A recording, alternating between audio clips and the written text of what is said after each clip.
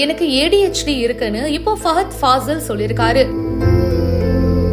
இது அவங்களோட ஃபேன்ஸுக்கு ரொம்பவே ஷாக்கிங்கா இருக்கு. 41 வயசுல எனக்கு ADHD உறுதி செய்யப்பட்டிருக்குன்னு ஃபஹத் ஃபாசில் ஒரு ஸ்கூல் ஃபங்க்ஷன்ல ஷேர் பண்ணிருக்காரு. இத குணப்படுத்த வாய்ப்பு இருக்கான்னு ஃபஹத் ஃபாசில் அவர்கள் டாக்டர்ஸ் கிட்டயும் கேட்டிருக்காராம். இததான் அந்த ஃபங்க்ஷன்ல ஷேர் பண்ணிருக்காரு. ஆரம்பத்துல மலையாள படங்கள்ல நடிக்க ஆரம்பிச்சு இன்னைக்கு தமிழ் தெலுங்குன்னு கலக்கிட்டு இருக்காரு. இவரு பிடிக்காத ஆளுங்களே இருக்க முடியாதுங்க. ஆவேசம் படத்துல என்னமா நடிச்சிருப்பாரு மனுஷன். எந்த ரோல் கொடுத்தாலும் இதெல்லாம் எனக்கு அல்வா சாப்பிடுற மாதிரின்னு செமையா பெர்ஃபார்ம் பண்ணிட்டு போயிடுவாரு. ரீசெண்டா எர்ணாகுளம் டிஸ்ட்ரிக்ட்ல கொத்தமங்கலம் அப்படின்ற இடத்துல பீச் வேலி ஸ்கூல் அப்படின்னு சொல்லிட்டு டிசபிள்டு சில்ட்ரனுக்காக இருக்கிற ஸ்கூல் அதுங்க. அங்கதான் தனக்கு ADHD இருக்கு அப்படின்னு பேசியிருக்காரு. அட்டென்ஷன் டெபிசிட் ஹைப்பர் ஆக்டிவிட்டி டிசார்டர்னு இதை சொல்லுவாங்க.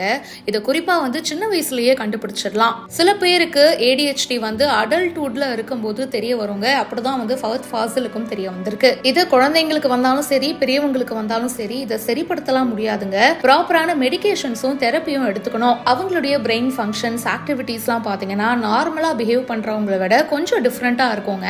அதாவது இந்த உலகம் இப்படிதான் இயங்கணும் அப்படின்னு சொல்லிட்டு நம்ம ஒரு கட்டமைப்பு வச்சிருக்கோம் இல்லையா, அதுல அவங்க வரமாட்டாங்க. சில பேர்னால அந்த டாஸ்கை கம்ப்ளீட் பண்ண முடியாது. இன்னும் சில பேர் பாத்தீங்கன்னா ஒரு சின்ன டைம்லயே நிறைய வேலைகள் பண்ணிடுவாங்க. ஹைப்பர் ஆக்டிவிட்டி அப்படின்னு சொல்லுவாங்க. இன்னும் சில பேர் என்னதான் ட்ரை பண்ணாலும் அவங்களால ஒரு வேலையை செய்யவே முடியாது. தனக்கு ADHD கண்டிஷன் இருக்குன்னு வெளியில யாரும் சொல்லிக்க மாட்டாங்க. ஆனா ஃபஹத் ஃபாசில் ரொம்ப வெளிப்படை தன்மையா இதை ஷேர் பண்ணிருக்காரு. நிறைய ரசிகர்களுக்கு ரொம்ப பிடிச்சிருக்கு. இதை பத்தி உங்களுடைய கருத்துக்களை ஷேர் பண்ணுங்க. பிஹைண்ட் ரூட்ஸ்க்கு இப்பவே ஃபாலோ பண்ணுங்க.